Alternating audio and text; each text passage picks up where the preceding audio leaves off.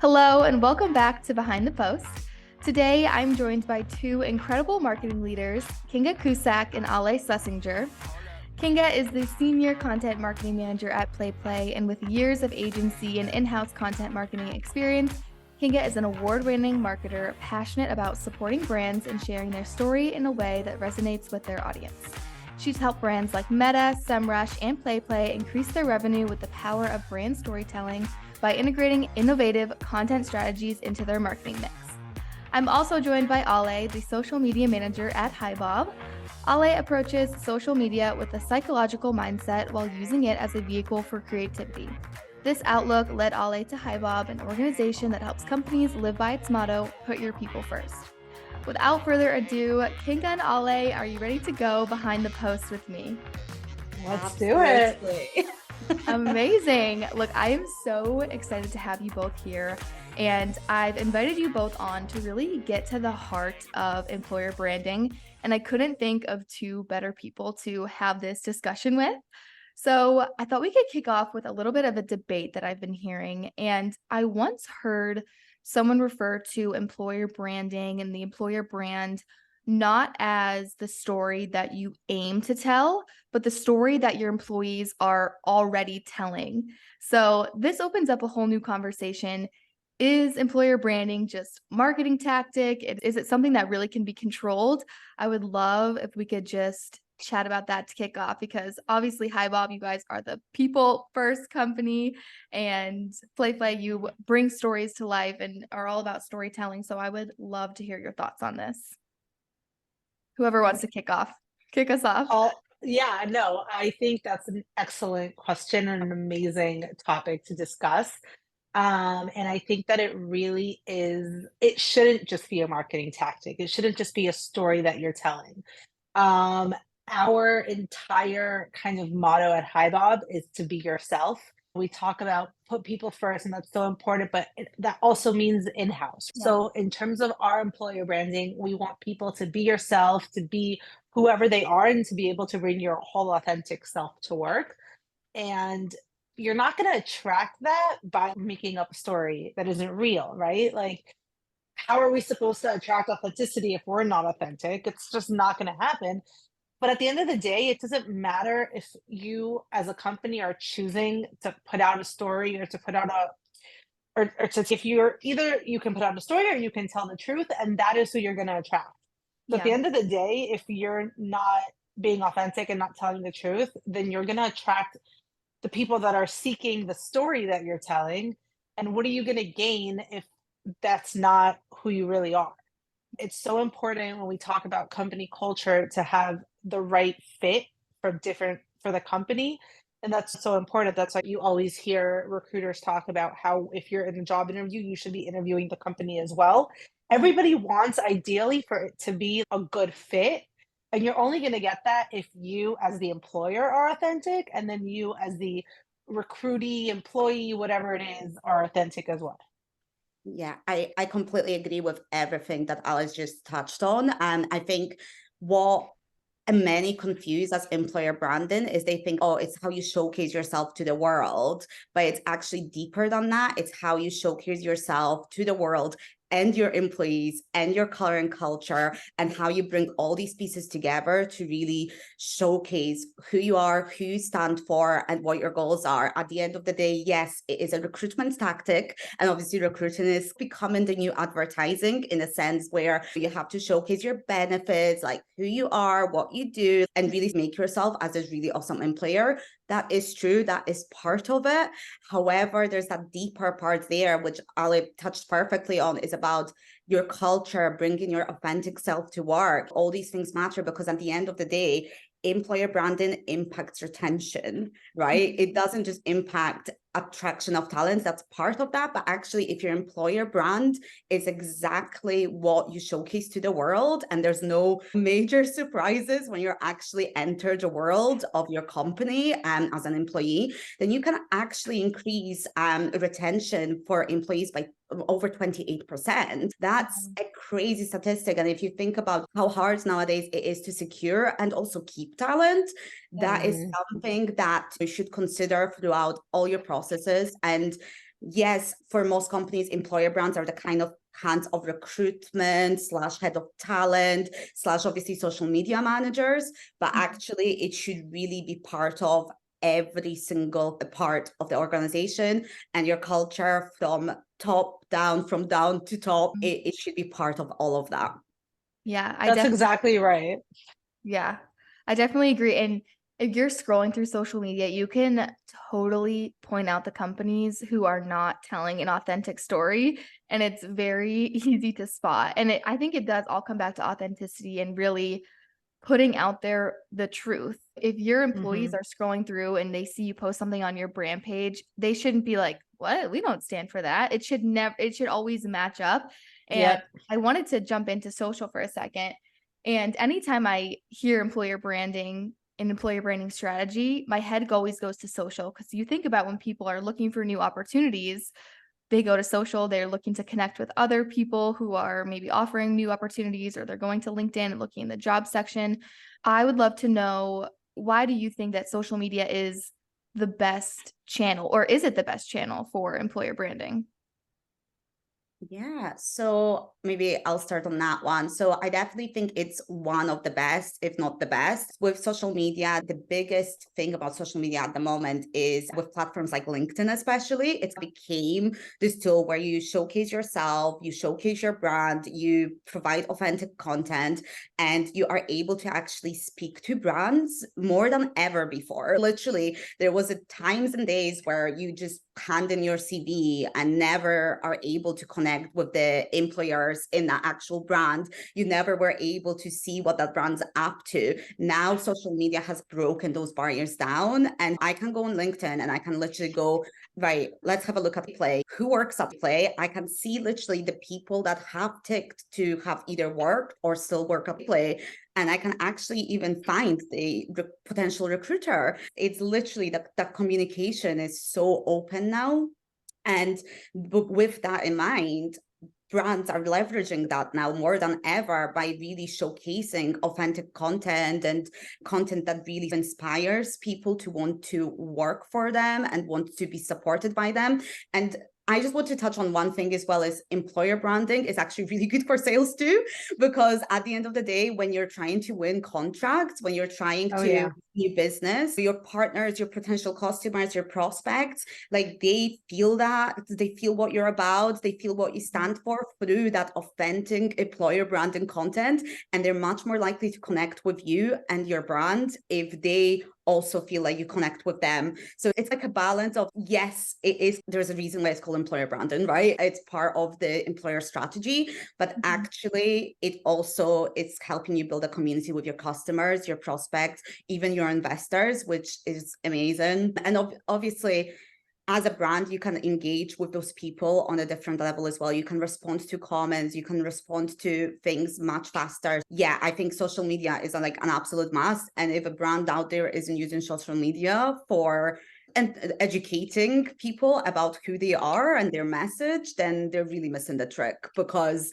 it's so important. And not to mention tools that kind of back off of that, like Glassdoor and stuff like that, where you reviews, people's feedback, previous employers' feedback.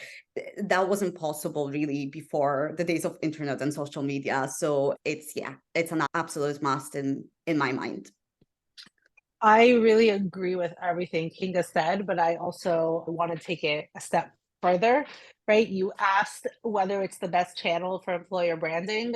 It's 2023. Social media is the best channel for everything. We know this because this is where we as people spend all of our time. And it's so important. And I know that you both really agree with this, that social media for our brands as well should be a reflection of the people and not necessarily like this high level above the audience, right? We're talking to the audience and being one with the audience. And that's because people want to hear from people.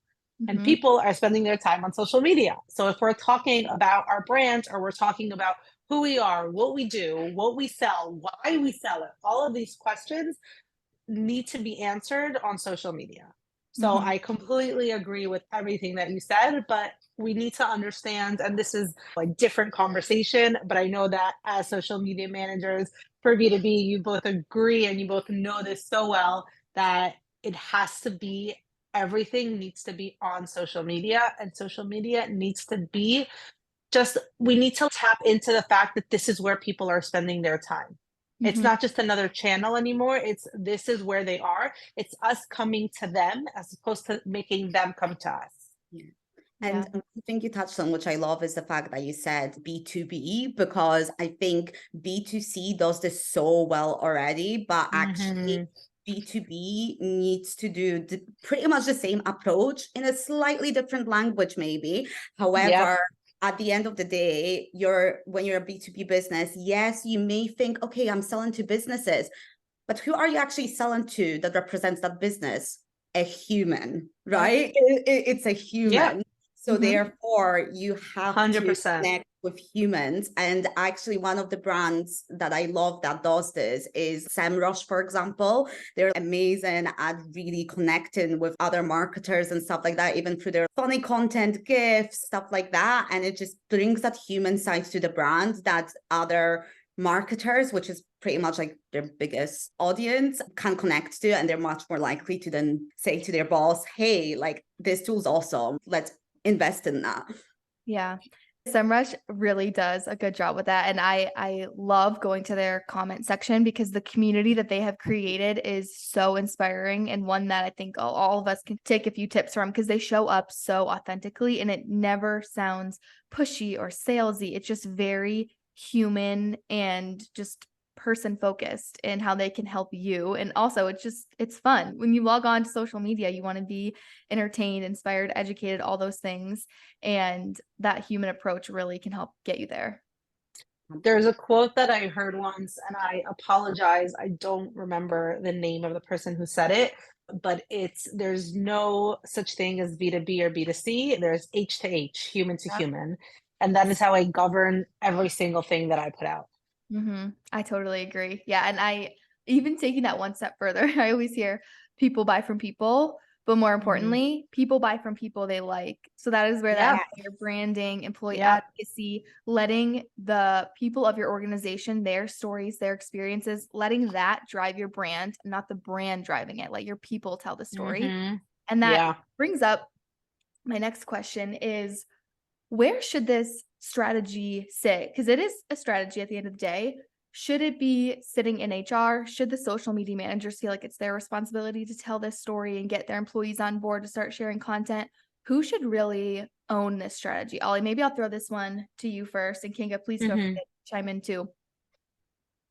Yeah, this one is, it's actually a question I get a lot. And it's a really interesting question to me because I work at an HR tech company. So Yeah. at the end of the day, whether it's all a cycle, it all mixes in together because our HR is essentially our audience, right? Because I'm talking to HR professionals. When we're talking about employer branding, it really kind of meshes together. Where I think it should fit, I think it really should be a joint effort. Like I said, for us, it's easy because they're who I'm talking to anyway. So I want to have them involved. But originally, it should be a two-way street because it needs to really come from HR as well. At High Law, it obviously 100% did, but they need to be putting out the right information because at the end of the day, we talked about authenticity. I don't want to go on social or on any kind of marketing platforms and make any kind of promises that I can't keep. Because if I'm looking at employer branding and I'm not talking about compensation and benefits and specific things, I'm talking about what we as a company have to offer. What does my company have that is going to encourage you or entice you to apply? Why do you want to come to work with us, right? So it's not about spouting all kinds of promises. It's about putting out a story, like we said before, that is a reflection of the truth and is an insight into what they'll get when they join the company. Obviously, that has to match up with HR. So it Yeah. has to definitely be a kind of joint effort to make sure that what you're telling is true and is what they will receive when they come in. hmm I completely agree about the joint effort, and I think both parties needs to be equally involved in this process. I will say as well for that, I think it's a little bit bigger than that, where at the end of the day, it's about your culture, and it shouldn't be just, HR's responsibility to build that. It should Mhm. be every person's in the company, particularly Yes. management.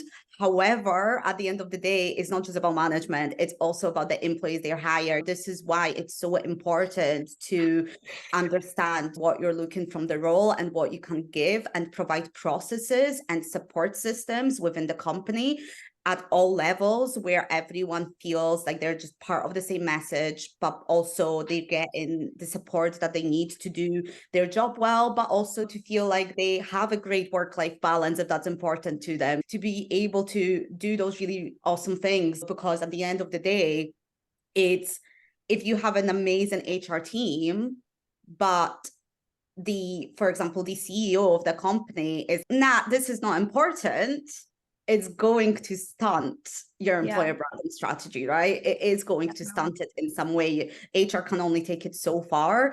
And it's not just about the CEO, it's also about other managers, and it's also about other people that impact it. And I think within that is also the processes. However, absolutely, when it comes to telling and sharing that story, Ali's got a spot on. HR needs to be able to communicate the right details, the right information to social media, so that then social media can create content that is true, authentic, but also resonates with the audience in the right way. Because I think social media can put that almost extra flair that the HR might not necessarily be able to do, if that makes sense. Yeah.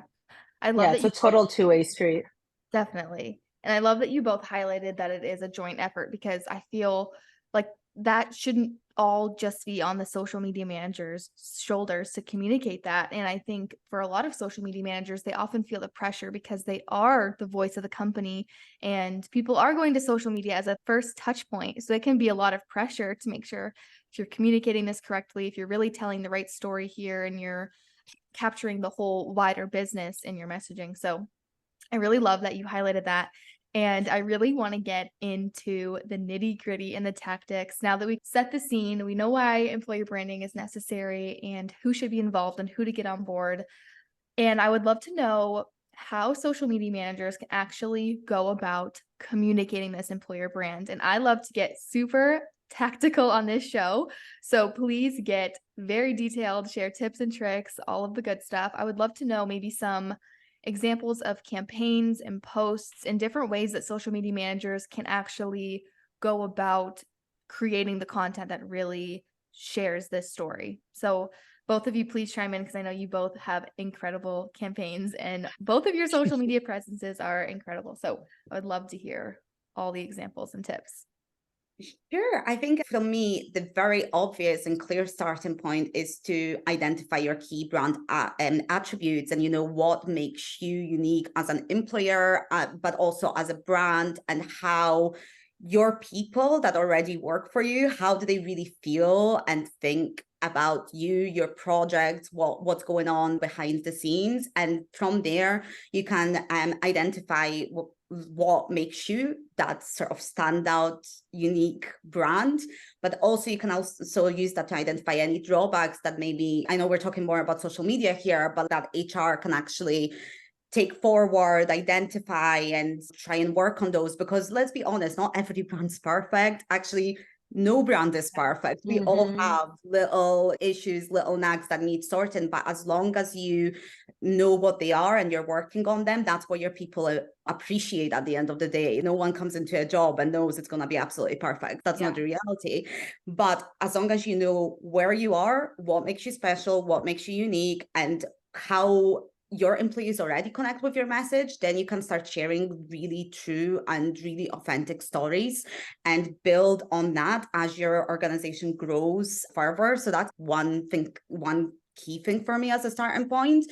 But then to go into the more sort of like actual social media tactical things is obviously figuring out what content resonates most with your audience. And it might be that you're going to do variety of content, right? It's a that's what content strategies are about. So whether that is video tends to perform best for you, because people can see the authenticity by having interviews or behind the scenes shots or anything like that, or whether that is maybe a blog post about a career progression that someone's had and how quickly that they've excelled, you need to understand like what resonates and what really helps with your audience. And you can do that by checking out your competitors, checking out your analytics. All of those things can really like identify that broader picture for you. Once you have that in place and start building that content strategy, obviously always leave room for those like little sparks that you maybe not planned, because things change all the time, right? So there might be a new policy all of a sudden, or there might be like a new trend, like where, I don't know, one of the things we do right now, which is a little bit more on the silly side, is we share a lot of like GIFs and memes based on like really trendy events. Like for example, the Oscars, when they were happening, we shared a little sort of GIF about them, but we made it relatable of like to our audience by saying, oh, this is like a thing about marketers and stuff like that. That's one thing you can jump on super easily and super quickly. And it just makes your brand a little bit that more human, because it's like, yeah, we watch this too. We relate with you guys. But you also need to think about, how do I get my employees involved? Because it's not enough for you to be the only one shouting about how cool you are. Like, it's just not. This is where employee advocacy is absolute key. And actually, you need both, right? Because the great thing about your brand and your brand's profile on social media is that it already connects with the right people, or hopefully it already connects with the right people. So it's the right audience you're targeting. Now, your employees' social media might have a bit more of a mix, because obviously I know myself, I've got people that I went to uni with on my social media, but they could be like in engineering, which has absolutely nothing to do with what I do. But I also will have people that obviously have something to do with what I do, like that work in marketing and so on. So there's a little bit of a mix when it comes to employees. However, overall, employees tend to have more followers, or at the minimum, if you have 10 employees that have about 800 followers each against a 2,000 following company, and if those 10 employees are going to be sharing your content or creating authentic content on your behalf on their profiles, that's going to give you that broader reach regardless. So you need a balance, right?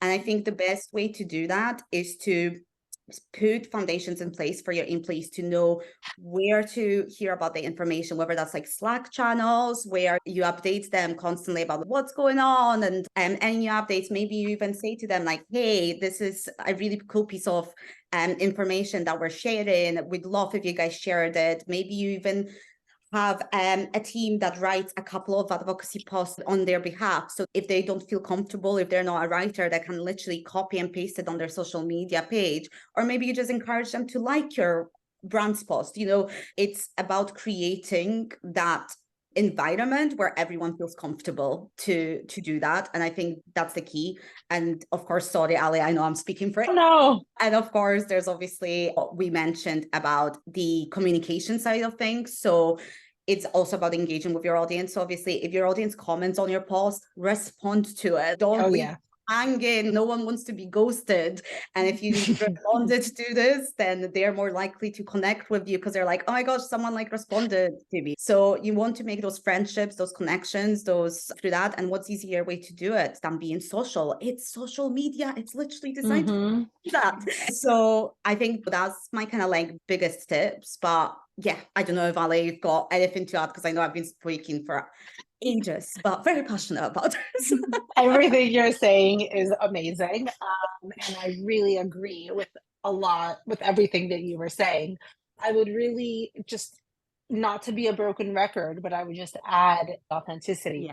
Make your social channel a reflection of the personality of the company, and everything that you're putting out. Even if you're saying, come read our blog, write it in a way that reflects who you are and speaks to your audience that way. And that is also a big form of employer branding, because people see who you are through what you're putting out. Another point I just wanted to add was about employee advocacy. Obviously, completely agree with that. Advocates are such a big asset to a company's social media presence. And it is so important, as Kinga was saying, to make sure that they're comfortable, that they're able to, put out their own feelings without feeling obligated. That's why we're huge fans of like when we use and we do it in Oktopost, obviously. And the feature that I love the most is when you can scroll through different advocate options, and then the advocates can go ahead and choose the one that speaks mostly to them. We can provide them different options of things that really they can feel comfortable with. And we really encourage them to feel totally comfortable to edit, to change, to really make it themselves, like their own voice coming out. Again, back to Mhm. authenticity, to the point where we even when we run our like gamification for advocacy, we've at certain months chosen the winner based on the advocacy edit ratio. Mm. So we've literally told them in advance, this month we'll be choosing whoever edits the most amount of posts, because we want it to be from them. We want to provide them the content and the options, but we want them to be the ones making it themselves and pressing share. Because at the end of the day, that is more important to me. Me giving the employees of the company a place to amplify their own voices is more important to me than them having just copy pasting what I write for them. Now I'm the one getting passionate and intense about it. One thing as well that I love that you just completely reminded me on as well is what we do at Play is every quarter we try to share a social media report with all of our employees to showcase them like the power of their advocacy, where like those likes, those follows, those comments, that engagement comes from. And it's huge. Like advocacy for us is one of the most powerful tools out there. And giving that social proof to our employees just encourages them to do even more next quarter, because they can actually see the result from it without feeling like it's part of their like job. It's so important to share that data, those stats, and really empower your employees to know what difference they're making just by even liking one of our Yeah, posts. no, I totally agree with that. And I'm sorry, Olivia, I think we're veering slightly off topic, but I just No, really you're want to fine. jump on that because I think it's so important that we are all living in a saturated market. No matter what you're selling or who you're selling to, it's a saturated market. And everybody is fighting for that little piece of real estate when it comes to share a voice. So showing our advocates the stats and letting them see how their share of voice is growing and making an impact, and how their real estate, quote unquote, in the saturated market is getting bigger and bigger. It's so important to them as salespeople. At the end of the day, it's about talking to different people in the language that works for them and talking to people and not at people. So that's true of your audience, it's true of your employees, it's true of your prospects.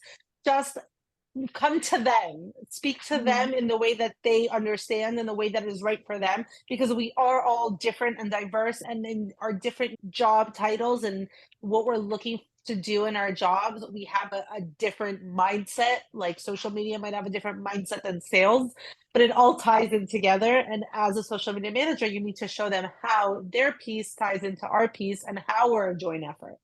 Yeah, I think that takes employee engagement to the next level right there, showing them that the work they're doing and the content that they're sharing is making a difference. And that edit ratio right there is a really strong indicator of that employee engagement, because they are taking the time to go in and edit the message and add their own voice and tone, which is like the holy grail of personal branding, is being authentic and showing up. And if you're just sharing content straight from an advocacy board without adding that personal touch, you can tell right off the bat, and it always needs to sound authentic. And Kinga, you mentioned something earlier which I really love when brands do this. You said how most brands, like no brand is perfect, and we all have our own little flaws and things that we need to work through. And I really appreciate when brands show up imperfectly on social, and when they call out things that are going on. And this is a really good example. I think a lot of us, when we have to speak about a touchy subject or something that's going on, we could either maybe ignore it and not even talk about it, or we could the elephant in the room. And I saw this brand do it very well. I can't remember the brand, but they recently went through layoffs. And instead of just posting social content as usual, posting resources, etc., they actually posted a picture of a small get together or gathering, and they said, it's been really hard on us working through these layoffs, and we've lost a lot of like our family basically. Like we lost valuable members of this team, and we're just trying to spend time together to work through it because it's been really hard for us. And I just love that because first it makes me like it's the truth and everyone is thinking it. So when you're actually calling it out and not just ignoring it, I think it really makes a difference. And then everyone who's consuming that content feels closer to the brand. So I really love when brands actually call it out and actually show what's going on behind the scenes. Exactly. And it's that whole Completely. thing. Obviously, layoffs are not necessarily a mistake, but in terms of Yeah. like us making mistakes, we as humans all make mistakes. And I think that sometimes the tricky thing with social is that people think they need to look perfect and like they live in the perfect lifestyle. And that goes the same kind of for brands. Like, there's nothing wrong here. Don't worry. You've seen an article about us that's like negative.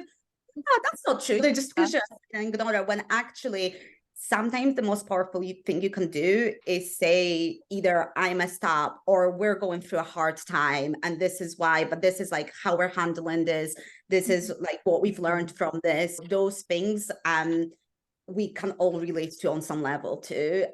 It's so important to show that side. Yes, ideally everything's going great and you can show all the good things, but that occasional moment when you can say, oh, things aren't that great, but we've learned from this, or we're trying to do this better the next time, so much more powerful. And we've actually hosted, it wasn't actually a play, it was a previous company I worked with. We hosted a webinar, and what happened during that webinar is the person's Wi-Fi just completely dropped and they were just not getting back. And it was literally within the first 5 or 10 minutes of the webinar. So the webinar basically ended up having to be cancelled.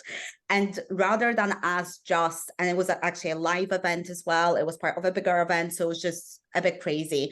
And rather than us going, we're just going to pretend that didn't happen, we actually made a social media post about it and said, this is how we plan to make this work better. And this is what we were going to do for all these attendees that registered and were promised piece of content that they didn't receive. And also this is our steps moving forward to make sure that we can minimize something like this happening. One of the steps for us was, why don't we just pre-record some stuff, right? And then if something goes wrong and Wi-Fi is an issue and we can't do it live, we can just broadcast the recording or send the recording via email so people still get it at that time and that same day. And people really appreciated that. It was one of the most performing posts for us because they were like, I mean, we all had Wi-Fi issues, right? It's a real thing. Yeah. Yeah, and sometimes it's not even about correcting a mistake. It's about just saying, these are our values. This is what we believe should be being done. And you know what? Even though we think that this is the right way, we're not 100% there, but this is what we're doing to get there. Yeah. We just put out this month, obviously the month is almost over. It's June when we're recording this. But we're at the end of June and it was Pride Month. So we changed our logo and then we put out an article, a blog post written by our CMO about why we changed our logo, what that means to us as a company, what our plans are to make sure that our company continues to be diverse and inclusive, and where are things that we want to improve. Because if you're not looking to improve, like it's game over. No matter where you are, there's always room for improvement. It sounds like a cliche to say there's always room for improvement, but it's true because that is literally what success is. It's continuing to do the best you can and continuing to find the ways to be better. Yeah. So it's definitely important. I'm not going to sit here and say you should highlight every little mistake or negative thing that's ever happened, but it's okay to be human and it's crucial to be human. Yeah. 100%. Ollie, I was looking for advocacy curated content and I stumbled upon that blog post and I loved it. So incredible. I love everything that you guys are putting out. And I wanted to touch on one final thing. We are nearing the end of the show here and I couldn't have you both on without talking about video. So I thought we could just get into a few little tips and tricks about creating video specifically for employer branding. And since we did cover a lot of the authenticity and things like that, I think we could maybe get into a few video ideas possibly that social media managers can take and start creating right away. So I'd love to hear all things video tips and tricks, ideas, things like that. This is obviously Kinga's expertise here, so I'm gonna let her take it, but I will just put in a little thing before she takes it because this is what she knows what she's doing here. This is what Play does best. But we think it's really important to also showcase your employees. If we're talking about employer branding, we were saying earlier, we're talking about whether we're telling a story or it's the story that your employees are already telling. So showcase them telling that story, but I will let Kinga talk about the right and best practices to make that happen. Thank you. And talking about mishaps and mistakes, when you work from home and recording a podcast, then the door goes and the dog starts barking, embrace it. but thank you so much, Ali, for starting that off. But yeah, I first of all, I just wanted to quickly touch on why I think video is the way to go when it comes to employer branding. And we obviously touched on a lot of this already, but I think one of the biggest things to know about video is that it's literally the most powerful social media content when it comes to job adverts. So it's one of those things, because it's so not traditional, it works really well. If you advertise your job in a video, it could be just a simple, this is who we're looking for, this is the opportunity, maybe a little of a interview about one of your employees in that team.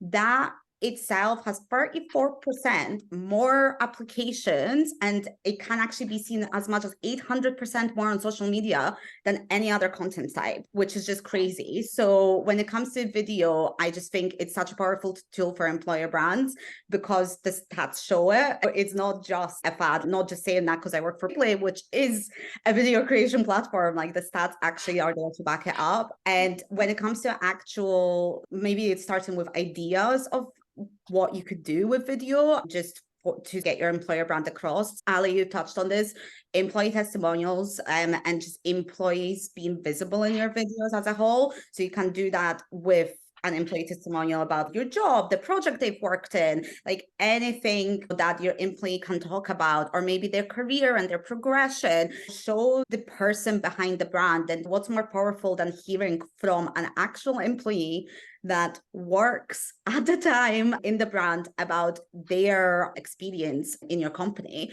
One of the other things you could do is behind the scenes. What we do quite often is we do product videos where we launch a product and we showcase a product update, should I say, and we showcase one of our team members talking about why we've done this, how we've done this, and sometimes we even go into the sort of processes of that as well.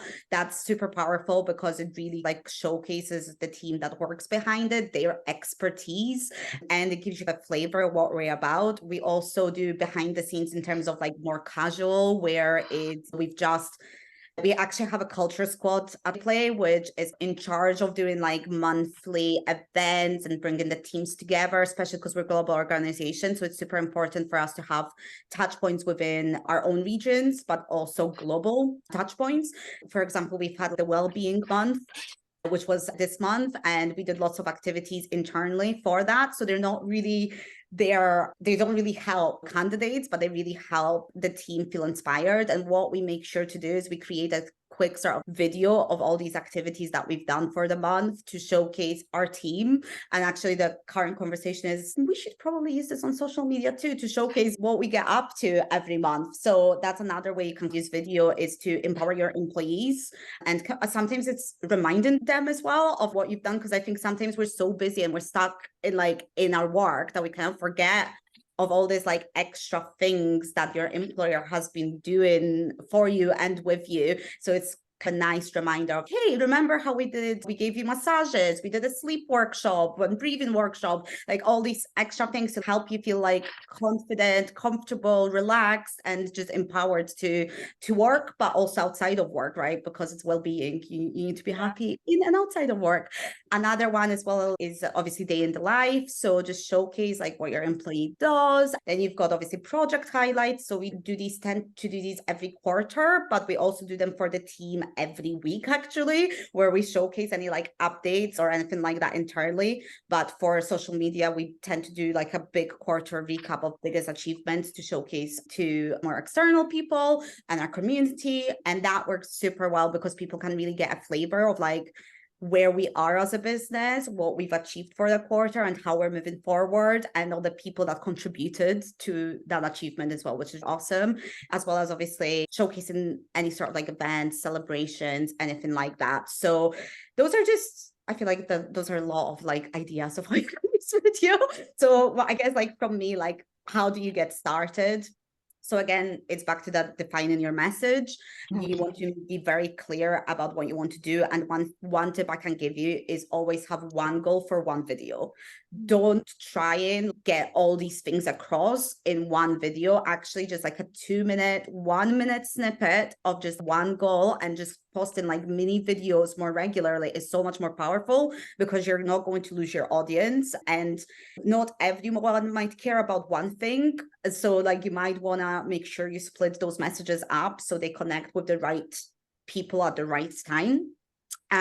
You obviously want to be authentic. So again, show your people as much as possible. And I know we've already touched this, and I'm just going to keep banging on about this. You want to really showcase that. And just what I said about the sort of 2 minutes thing is, keeping it so concise is so essential. Yes, you can there's room for long form videos. Of course, we're doing a podcast, which I understand will also be a video cast in a way that's more long form content, which is amazing. But keeping it short and sweet on social media is much more powerful most of the time. And just keep those big moments when you've got a lot of information to provide. Like today, we've got a lot to talk about. Keeping it to one message, which is employer branding and the importance of it. And then another thing is incorporate visuals and music. No, you want to be authentic, yes, but there's nothing wrong with a little bit of editing at all, you know. It cut out those and meh and all those moments. You know, we actually spoke about this before we started recording, that Olivia, I know, used like a little bit of a piece of tech to cut out those moments from your podcast. Why? Because it just makes it a little bit sharper, or a little bit clearer, but we're not losing the authenticity. That is a big thing. And you can also use visuals. For example, if we're making a really great point about employer branding, you might want to pop a piece of copy right out there just to make it even clearer. Subtitles, of course, make things more accessible. So add subtitles or captions where you can, because not only will that help you stop the scroll, because think about yourself. Is your device most likely to be on mute right now? Probably. So you want to make sure you connect with that audience straight away by them seeing straight away what this video is about, so that they will either continue reading or even make their voice video unmute. And also this will help you be more diverse by catering your videos to hearing impaired audiences, which is so important, especially if you're looking for diverse talent, right? It's like you want to be seen that you care about that, and subtitles are just an easy no-brainer to do that. And just any other little effects you can do just to jazz it up will just make it stand out so much more, but still stay authentic. I'll keep saying that. And always optimize for the social media platform. Or you don't want maybe a horizontal video to be displayed on a social platform like Instagram that prefers square format, because you could potentially cut out big chunks of that content, or you could be cutting out like your logo or your branding that very clearly indicates that it's you. And that's another one. Keep it on brand. Use your brand colors, use your logos, because at the end of the day, you want people to know who's saying that message. So and maybe one more, sorry, I will stop after that, is it always use a call to action. And when I say call to action, that's where employer branding videos can be a little bit tricky, because you're thinking, aside from if it's like a job ad where you're saying like apply now and apply to this place, like how can you make a call to action to something like a project highlight? Maybe you actually can. It might not be a salesy call to action, but what you can say is finish on the soft one of, we can't wait to see what happens next quarter, or here's here's our like a little sum up of what's coming up. Yes, it's not a call to action in a salesy way, but it still leaves that impression and that ending. Okay, there's more to come. Like, I feel empowered. I want to keep watching. I want to keep communicating and keep following their journey. Those, if you leave the video without any call to action, it just might feel a little bit lost, and people might not really know what to do next. So a little bit different than salesy call to action, but still important. But yeah, I'll stop talking now because I've been talking again for far too long. Thank you for We breaking love that it. down. I really appreciate that. And I'll give you the floor to add your last words and few tips and tricks. Actually, one thing that I thought of while Kinga was sharing all her insights, I had this idea, and I'm thinking out loud with you guys here because it's the first time I've had this thought. Right? We both talked about showcasing our employees and that kind of authenticity and having them talk about why they like the company. But what about showcasing past employees, ones who, for whatever reason, decided that whatever reason it was that they moved on, right? Because if they're saying the things about your company, then they're probably telling the truth. It's very easy to think, oh, of course, this employee is going to say that it's a good company. They're being incentivized or this or that. It's very easy to be cynical. But maybe a way to get past that and to really be like, no, guys, we want to show you that we are like, this is real, this is authentic. Let's bring in someone who doesn't work here anymore.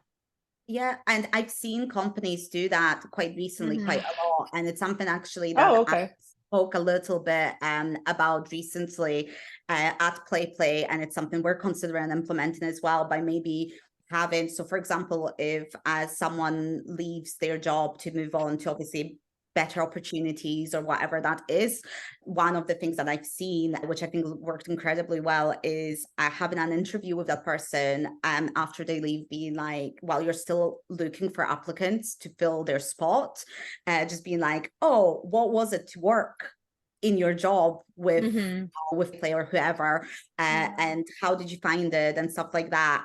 It was super powerful because it was one of those, well, don't let us tell you what you're going to get from it. Let someone that literally walked and lived in your shoes, or your future shoes anyway, tell you about us and the job, because who knows it better than the person that's been doing it for the last 5 years. So and that's something I thought was super clever, and when I saw that, I literally shared it straight away because I was like, we should do more of this, because you're absolutely hit the nail on the head, Ale. It might be harder to do sometimes, but it's less cynical then because they've already left your business, right? So I love that idea. And I think a lot of times in job interviews, people will ask, what does a typical day in the life look like for this role? And what better way to share that than with an actual person who was recently in that role? So I absolutely love that.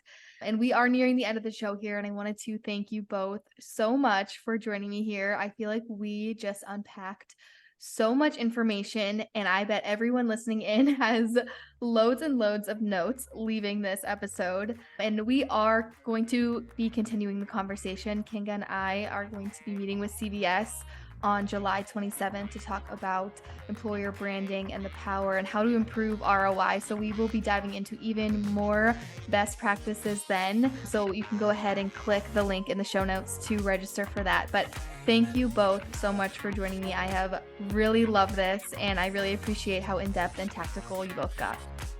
Thank you so much. Of course. Thank you so much for having me.